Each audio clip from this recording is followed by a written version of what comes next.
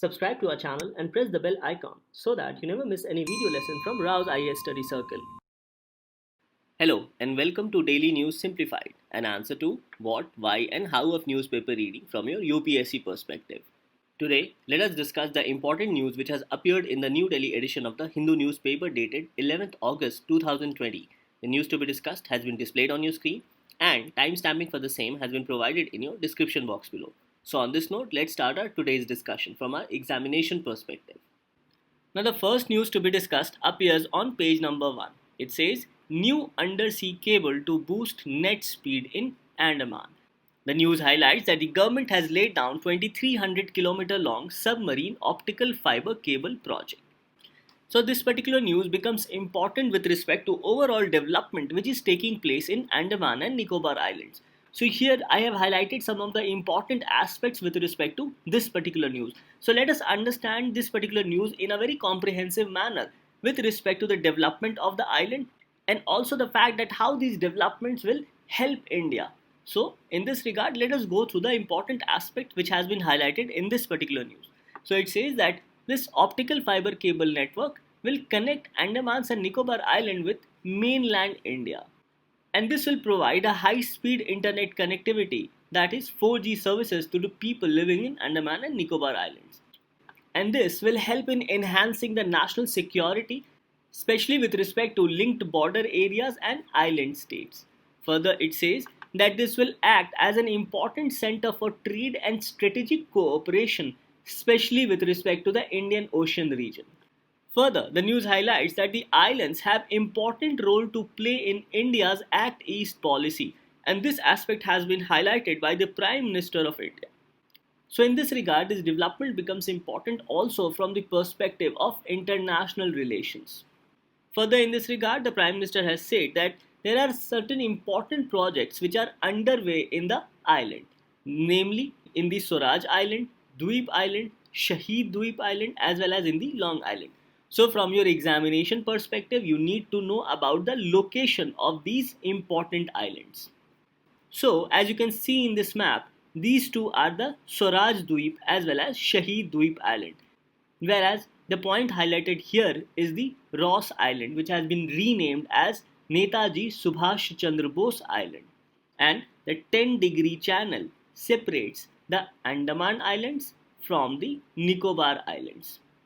Further, the Prime Minister has also said that laying down of this submarine optical fiber cable project will also lead to port-led development of the region, as Andaman and Nicobar Island is from a competitive distance from important ports in Southeast Asia.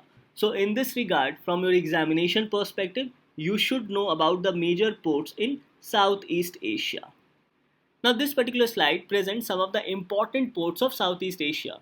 That is Singapore Port, Port Kelang Port of Malaysia, Port of Tanjung Pelepa from Malaysia, Jakarta Port from Indonesia, Liam Chabang Port from Thailand, Ho Chi Minh Port from Vietnam, Manila Port in Philippines and Surabaya Port in Indonesia. So these can be said to be some of the important ports in the Southeast Asia region.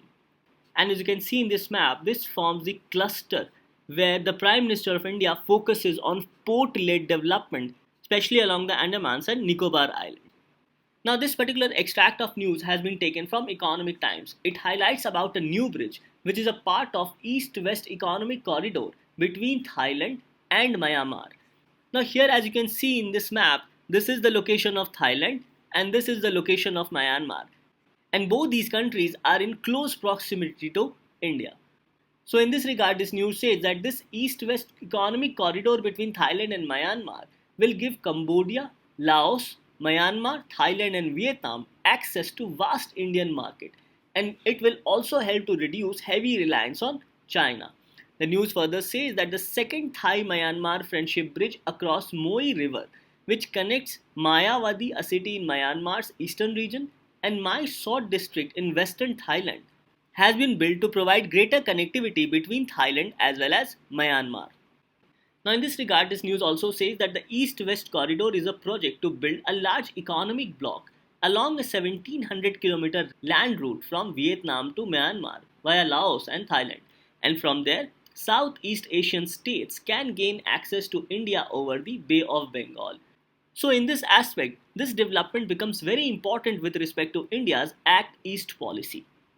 So, coming back to the Andamans and Nicobar Islands, this connectivity will be important to improve network of waterways and ports and also improve global supply and value chain as has been highlighted by the Prime Minister of India. Further, in this regard, the Prime Minister also said that the islands can access benefits of digital India, particularly with respect to online education, telemedicine, online banking, as well as online trading, and it will also help to boost tourism in the world. So, this news highlights two important aspects. First is with respect to port led development of the region, and second is to enhance international relations, especially with respect to India's Act East policy. So, on the first front of port led development, this news highlights that Andaman and Nicobar Island will be developed as a hub of port led development as it is at a competitive distance from many ports of the world, and this will help to boost trade in the 21st century. Further, in this regard, the government says that its focus is also on promoting ease of business in the sea and simplifying maritime logistics. Further, in this regard, the Prime Minister has referred to speedy construction of deep draft inner harbour and the proposal to construct the transshipment port in the Great Nicobar Island, as it would enable big ships to anchor and would increase India's share in maritime trade along with new employment opportunities. Further, the news says that apart from providing better internet and mobile connectivity, this effort will further improve physical connectivity through road, air, as well as water. Further, the news says that the Island Development Agency, which was formed in 2017, will review and take care of all the development aspects which is taking place in the Andaman and Nicobar Islands. Now, from an examination perspective, it's important to know that the Island Development Agency is chaired by the Union Home Minister, as he is the chairman of this Island Development Agency, and the CEO of Niti Aayog acts as its convener. So these are some of the important aspects from your examination perspective with respect to port-led development of Andaman and Nicobar Islands. So if a question in your mains examination is asked about Andaman and Nicobar Islands, so you can highlight about these aspects with respect to port-led development of the islands. Now on the international front, the laying down of 2300 km of long cables becomes very important. So on this front, the Prime Minister has highlighted about the Act East policy and has emphasized that the role of Andaman and Nicobar Islands in India's strong relations with East Asian countries and other countries connected to the sea is very high and is going to increase. Now here this term connected to the sea becomes important for us to understand. So India is trying to increase its maritime trade relations with countries which is connected to sea. In this regard, the Prime Minister has said that Indian Ocean has been the center of India's trade and strategic prowess for thousands of years. And in this regard, the role of Andaman and Nicobar Island becomes very important as it is an important center for India's economic strategic cooperation. Now here again the term economic strategic cooperation becomes important for us to understand. In this regard, the Prime Minister said that islands of India would be playing an important role under India's new trade strategy for Indo-Pacific region. So here again the Prime Minister has highlighted about India's new trade strategy for Indo-Pacific region.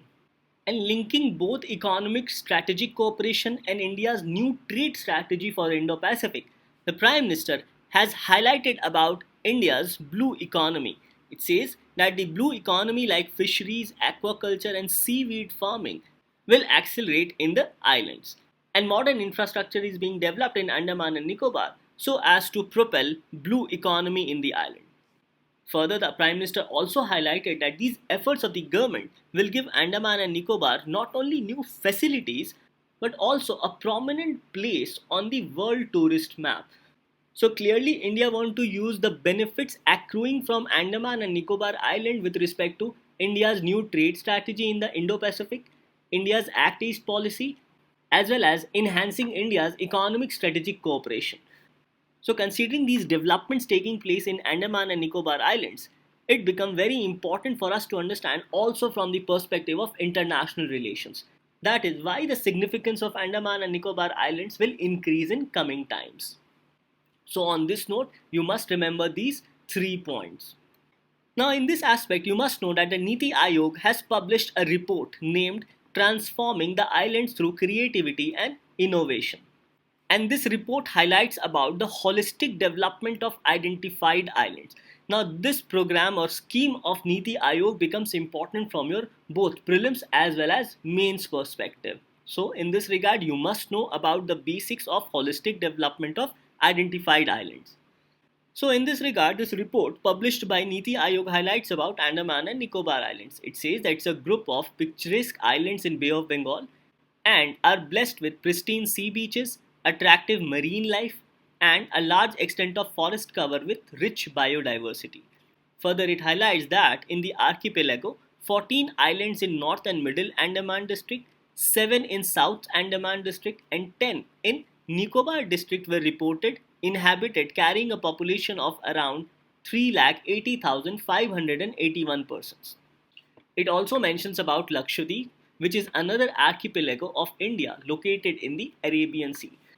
Now here the point which I am trying to highlight is that you must know about the different islands with respect to Andaman and Nicobar Islands. So here it says that it consists of 14 islands in North and Middle Andaman district, 7 islands in South Andaman district, and 10 islands in Nicobar district. So you must know about these classification with respect to these populated islands. So as you can see in this map, it highlights about the Andaman and Nicobar Islands. Now, a question related to Andaman and Nicobar has been asked by UPSC in the prelims examination. Now, the question asked in the year 2014 was, which one of the following pairs of island is separated from each other by the 10-degree channel? Options were Andaman and Nicobar, Nicobar and Sumatra, Maldives and Lakshadweep, and Sumatra and Java. In this, the correct answer is Andaman and Nicobar Islands. As you can see that the 10-degree channel separates the islands of Andaman from the islands of Nicobar. And this particular question was asked in the year 2017. The question was which of the following is geographically closest to Great Nicobar? Options were Sumatra, Borneo, Java, and Sri Lanka. In this, the correct answer was A, that is Sumatra. So we understand that these island becomes important from the perspective of geography in your prelims examinations, as questions have been asked in your past. So in this regard, you should know about the important Andaman and Nicobar Islands and also the separation of Andaman Islands from Nicobar Islands by the 10-degree channel. Now again, this particular aspect has been taken from the report published by Niti Aayog. It says that all successful endeavors normally begin with a vision, and in the same way the project Holistic Development of Identified Islands started with an inspiring vision of success. It says that happy and prosperous islanders on ecologically protected islands was the best vision that could be envisaged for Andaman and Nicobar Islands and also for Lakshadweep Islands by applying creativity and innovation. And this vision of holistic development of identified islands have been quantified with an index related to sustainable development goals. So in this regard, this report says that the vision offered two major advantages. First is that it offered economic prosperity, environmental sustainability, and ease of living, which we aspired to achieve. And these aspects were getting reflected through Niti Aayog's Sustainable Development Goal Index. And second is with respect to Sustainable Development Goals. It says that SDG being an important subject, the aim was to attract more attention of policy planners and decision makers in the government, experts on the related subjects and other key stakeholders. So from this perspective, you should know about holistic development of identified islands includes Andaman and Nicobar Islands as well as Lakshadweep Islands, and it is also in connection with the Sustainable Development Goals. So as a part of Niti Aayog's Holistic Vision for Project Island scheme, they have identified 3 islands with respect to Andaman and Nicobar and 5 islands with respect to Lakshadweep. So in this regard, you should know about these islands as well as their locations. Now with respect to Smith and Ross Islands, it says that to develop Smith Island as a nature-based tourism destination. For Aves Island, it says to develop Aves Island into an eco-tourism gateway or honeymoon destination. And with respect to Long Island, it says to develop Long Island as a unique model of emission-free village and promote cultural tourism. So these three islands becomes important for us to know, especially with respect to holistic vision for Project Islands. Further, with respect to Lakshadweep, the holistic vision for Project Islands highlights about Bangaram Island, Cheriam Island, Minikoi Island, Suheli Island, and Thinnakara Island. With respect to Bangaram Island, it says it aims to develop this island as an international destination of water sports. For Cheriam Island, to develop this as a place to relax with pristine ecological beauty. With respect to Minikoi, the holistic vision aims to develop Minikoi for maritime trade, particularly for export of seafood and other products made in the island. Further, with respect to Suheli Island, to develop Suheli Island for amazing experience of coral watching, and Thinnakara Island to develop this island as wedding destination or corporate retreat and MICE tourism. Now, MICE refers to meetings, incentives, conferencing, and exhibition. Further, the report also highlights about SWOT analysis, that is strength, weakness, opportunities, and challenges. So in this regard, let us go through the weakness, especially with respect to Andaman and Nicobar Islands. It highlights about inadequate air and sea connectivity, inadequate digital connectivity, unavailability of construction material, as well as high cost of transportation, scarcity of drinking water, insufficient power supply, and short of skilled manpower in the islands. Now you can highlight all these points in your answer if a question is asked with respect to the weakness of Andaman and Nicobar Islands. Further, it also highlights about opportunities and challenges with respect to Andaman and Nicobar Islands. It says, with respect to opportunities, increasing interest in cruise holidays, medical tourism, water-based adventure tourism, as well as nature tourism. Now, with respect to challenges under the tourism sector, it says that tourism marketing through electronic, social, and print media, introduction of new products to attract tourists like business cum leisure tourism, Ayurveda, nature trails, etc. And another important challenge is the man-animal conflict in the island. Another challenge with respect to fishery sector is export of seafood. And with respect to environment, low-lying islands are at greater risk of submergence from sea level rise. So submerging of low-lying islands becomes one of the important challenges for the government, and also threat of tsunami in the region. So these can be said to be the weakness, opportunities, as well as challenges with respect to Andaman and Nicobar Islands.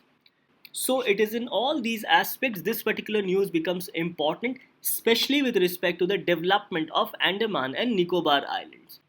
Now this topic becomes very important, especially from your mains perspective, as it gets covered under General Studies 1, General Studies 2, as well as General Studies 3. Now under GS1, it gets covered under distribution of key natural resources across the world, including South Asia and Indian subcontinent. Also with respect to location as well as changes in critical geographical features, including water bodies and flora and fauna and effects of such changes. Under GS paper 2, it gets covered under India and its neighborhood relations, especially with respect to Act East policy. Now under GS paper 3, it gets covered under infrastructure, especially related to ports as well as airports. Further, it gets covered under supply chain management with respect to Indian economy, inclusive growth, and also conservation, environmental pollution and degradation, along with environmental impact assessment in the Andaman and Nicobar Islands. And in your prelims, it gets covered under current events of national importance, Indian and world geography, economic and social development, as well as general issues on environmental ecology as well as biodiversity. So we understand that this topic becomes very important from our examination perspective. With this, let's move on to our next news discussion. The next news to be discussed appears as a lead article on page number 6. It says, Isolating China as Proposition and the Reality. Countries like India must note that despite its belligerence, China is far from being quarantined given its economic clout. So this article highlights about two important aspects. First is China's aggressive behavior in its neighborhood, and second is that despite sanctions from United States or any other countries, economic ties of China with other countries are so strong that it is very difficult to quarantine China or to single out China in global affairs. So it is in this regard, the author in this article says that countries like India must note that despite its belligerence, China is far from being quarantined given its economic clout. Now this particular kind of topic we have already seen in the past, especially with respect to China's aggressive behavior in its neighborhood, including the South China Sea, and also decline in India's neighborhood relationship, especially with respect to Nepal, Pakistan, Bangladesh, as well as Sri Lanka. As you can see, India's declining neighborhood relation was covered in the DNS dated 28 July 2020, in which we discussed the lead article needed a map for India's foreign policy, whereby we discussed about declining neighborhood relations, the United States factor, especially with respect to India becoming United States ally, impact on India-Iran relationship, domestic decisions having regional impact, China targeting India, especially along foreign policies and domestic policies, and India's commitment to multilateralism and strategic autonomy in its policy initiatives. Further, in this DNS, we also explained about India's extended neighborhood. And we also gave a comparative analysis with respect to India's neighborhood, especially with respect to its past relationship and the contemporary relationship, especially with respect to the SAARC countries, China, Nepal, Sri Lanka, Bangladesh, Afghanistan, as well as Iran. So, to have a broader understanding of India's foreign relation and India's relation with its extended neighborhood, you can go through this DNS dated 28 July 2020. So, considering all these aspects, this article says that in this new Cold War II era, it is very difficult for the countries, especially in Asia and Southeast Asia, to choose sides between United States as well as China, as countries fear China's aggressive expansionist approach. And it is in this aspect that despite assurances from the United States of America, these countries will hardly or rarely in an open forum go against China. So it is in this backdrop this article says that isolating China as a proposition and reality. So both these two things are very different, because in reality China have good economic ties with different countries, and even countries who are allies of United States find it extremely difficult to openly go against China. So in this backdrop it becomes very difficult for countries to select a particular side, especially in the ongoing new Cold War. Now, this news highlights that how China, from the early 1970s, have acquired territory in different areas. So, the land grab list for China includes Hong Kong, Paracel Islands from Vietnam, Mischief Reef in the Spratly Islands, which was done in 1995 from Philippines, as well as Scarborough Shoal from Philippines in the year 2012. So these are some of the examples of grab of territory by China, as it also highlights China's aggressive expansionist policy. So from your prelims perspective, you should know about the location of Paracel Islands, Scarborough Shoal, as well as Spratly Islands. As you can see, these islands are in the South China Sea and adjacent to Philippines, Hong Kong, as well as Malaysia. However, there are a list of other countries who have complained against this China's aggressive behavior. These countries include Taiwan, Japan, Vietnam, Indonesia, as well as South Korea. However, any of these countries will hardly go against China in an open international forum.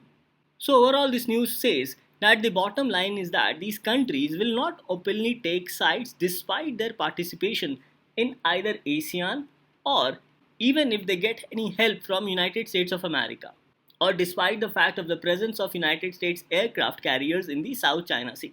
So despite these assurances, all these countries will hardly go against China openly on an international forum.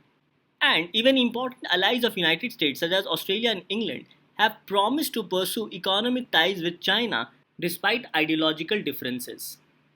So overall it can be said that all these activities has prompted China to press home advantage irrespective of international law or regional concerns, and also irrespective of economic sanctions from United States or Britain's decision to end reliance on Chinese imports, as well as calling off Huawei 5G project by Britain. So despite these activities,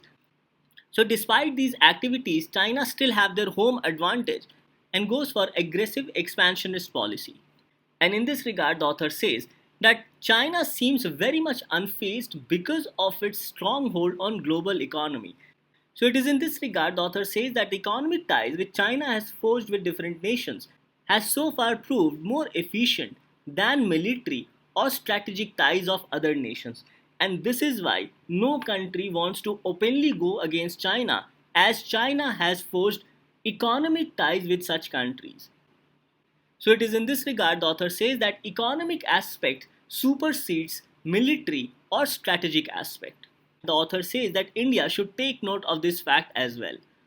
Further, as already highlighted, this article also mentions about India's declining neighborhood relations, especially with Pakistan, with respect to the fake map which has issued recently, with Nepal as it has declared Kala Pani within its territory. Further, with respect to Sri Lanka, the author says that return to power of Rajapaksa may even add further complications for India-Sri Lanka relations.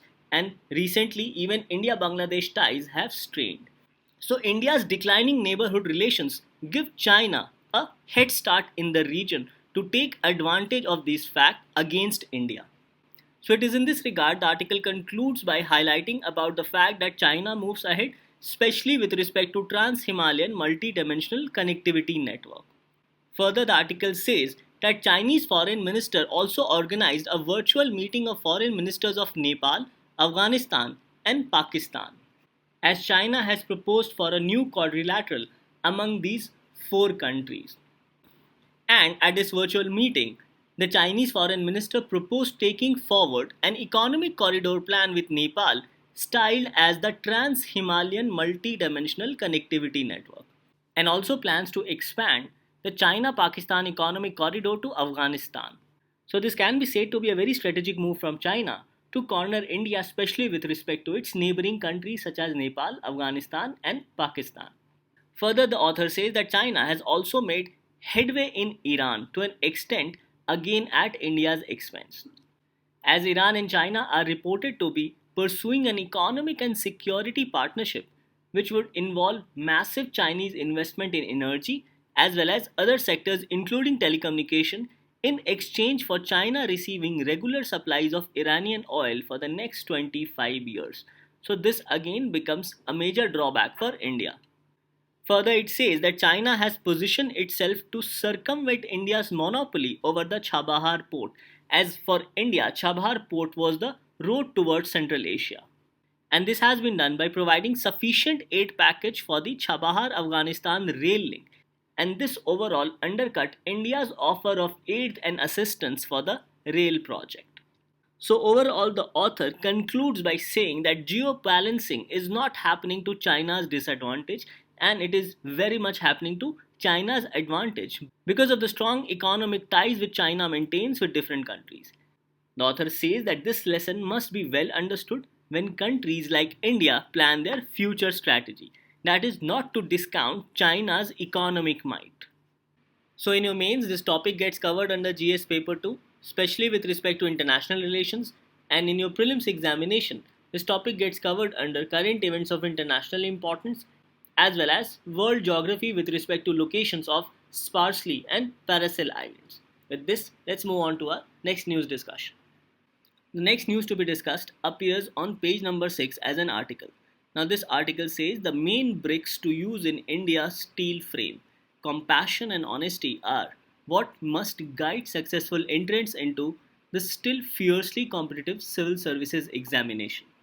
Now this particular article has been written by former CBI director R.K. Raghavan. Now this article starts by mentioning that whether right kind of candidates are selected for the IPS or IAS examination, and are there any facility for a mid-career review or performance of such officers who are selected through the rigorous examination, as this process helps to weed out misfits as well as dishonest officers, as according to the author, both these aspects are important to improve governance for the poor and also to upgrade service quality in our society. So in this backdrop, this article has highlighted about the positive as well as certain negative with respect to the civil services in India.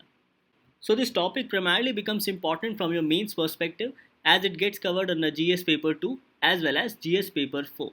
In GS paper 4, especially it gets covered under aptitude and foundational values for civil service, integrity, impartiality and non-partisanship, and also under public civil service values and ethics in public administration and probity in governance.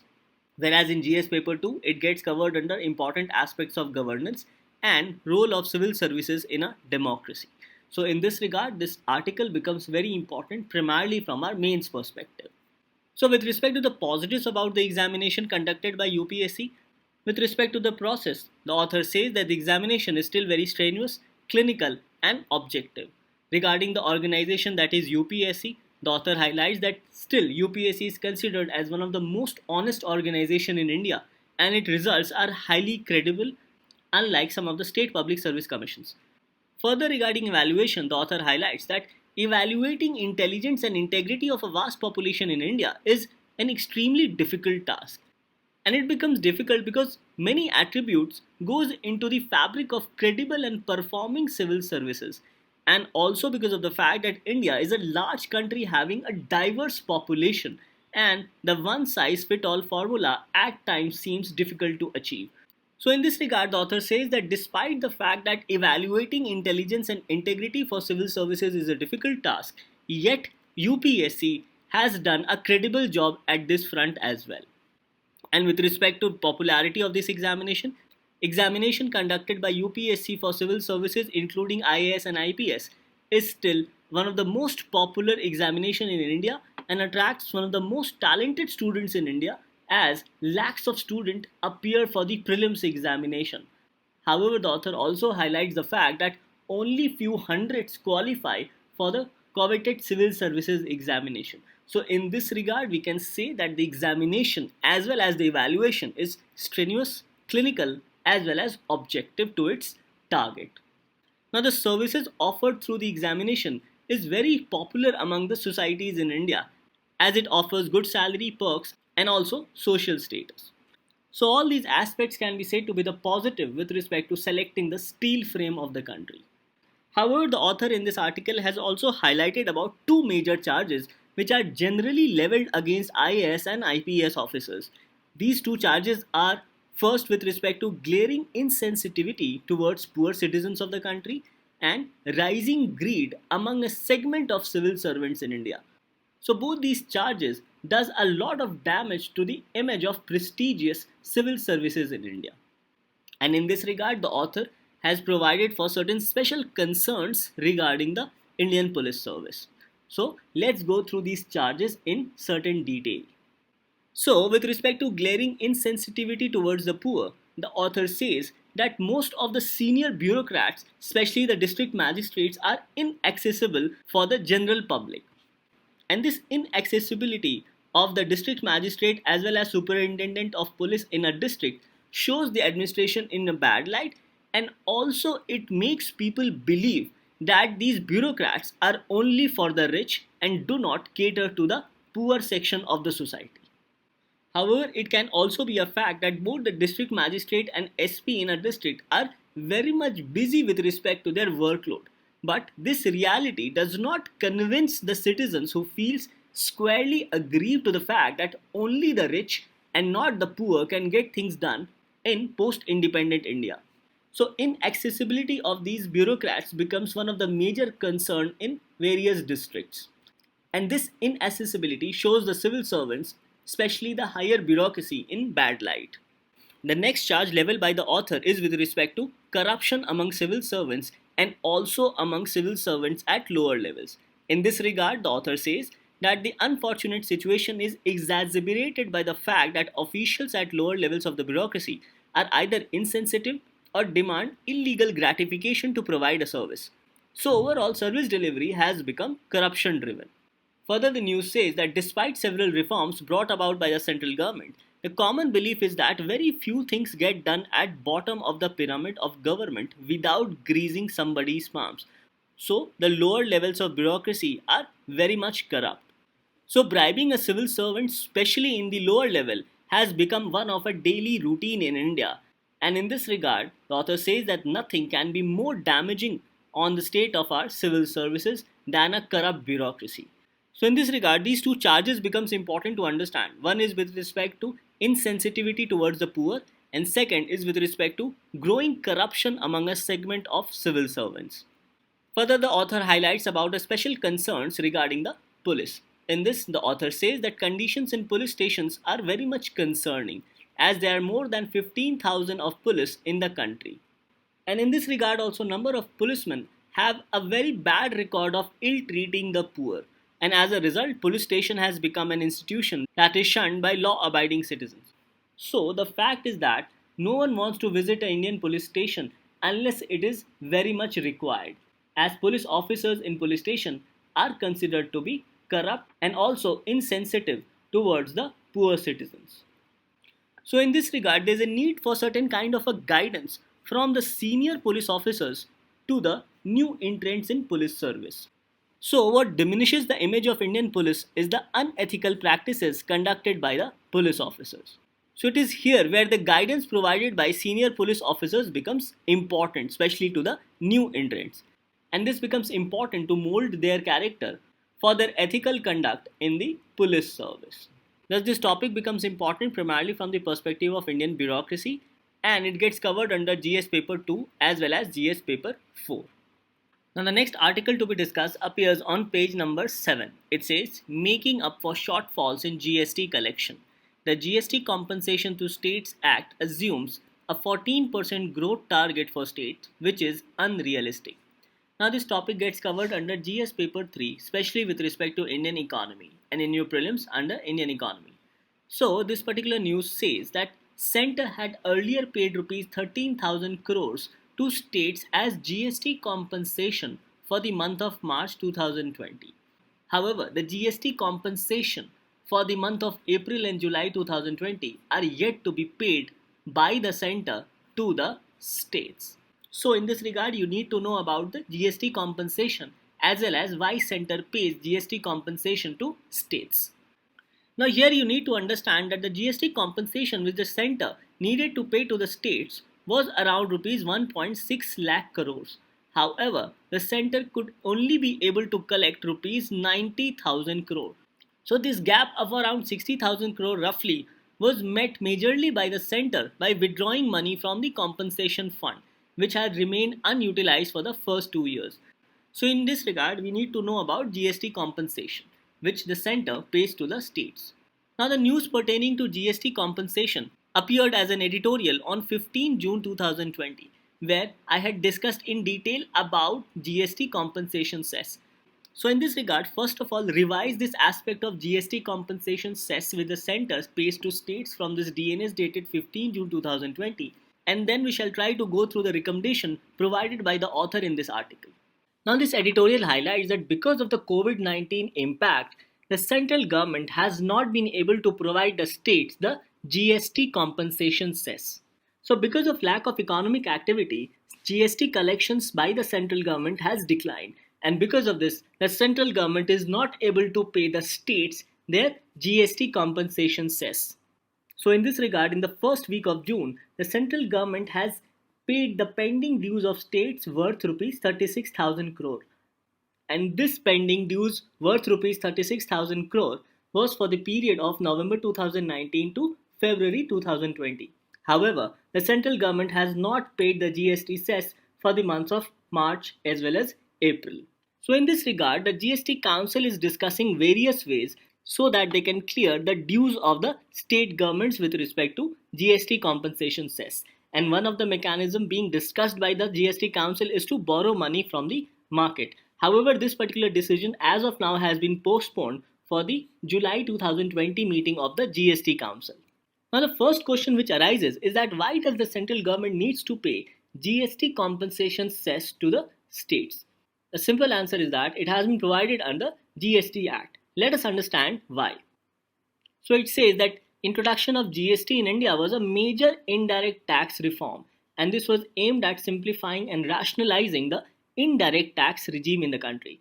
So when GST came into being, it subsumed a number of central as well as state indirect taxes, including excise duty, service tax, central sales tax, VAT, sales tax, octroi duty, etc. So when these different indirect taxes were being subsumed, some of the states had certain apprehension that with the introduction of GST, this would lead to fall in their overall revenue. So in order to clear these fears of certain states, the central government promised to compensate these states for the loss in their revenue, because some of these indirect taxes which were collected by the state government was included or subsumed within the GST. So the central government promised for a GST compensation cess to the states. Now in this regard, it says that compensation cess is levied on luxury and sin goods. Now, sin goods are such goods which are considered harmful for the society, such as tobacco, alcohol, beverages, etc. So it says that compensation cess is levied on luxury and sin goods, and the proceeds are used to compensate states for any loss they incur within the first 5 years of GST implementation. So, according to the GST Act, states and union territories having legislative assemblies are guaranteed compensation if the GST revenue growth is less than 14%. And this amount, that is, this GST compensation cess, is paid every 2 months. So these are the reasons why the central government pays GST compensation cess to the states.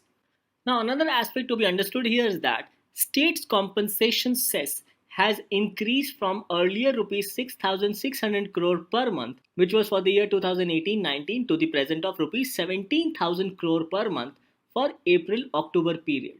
Now, the problem is that the GST compensation cess collected by the central government has remained stagnant at rupees 8,100 crore per month, whereas the amount which is supposed to be paid to the states has increased from earlier rupees 6,600 crores to the present of 17,000 crore as per 2019-20 for the April-October period. However, the central government collection of GST compensation cess has remained stagnant at rupees 8,100 crore. So, the stagnant collection of GST compensation cess by the central government at around rupees 8,100 crore is another challenge for the central government, especially during the present COVID-19 pandemic. So, because of lack of any economic activity, the GST collections has declined. And it is in this regard that the central government is thinking to borrow money from the market to pay the GST compensation cess to the states. So, in this discussion, you must know that the central government pays GST compensation cess to states, and this is done as per the GST Act. So, the author mentions about three important points with respect to the options before central government. First, it says that presently, as per the GST Compensation to States Act 2017, the centre is required to compensate the states for the losses for 5 years, that is, until the end of 2022. So, in this regard, it would be prudent for the government to reduce this period of 5 years to 3 years till the end of 2020. However, the author says that this would be difficult to do as most states might not agree to this particular proposal with respect to reducing their GST compensation.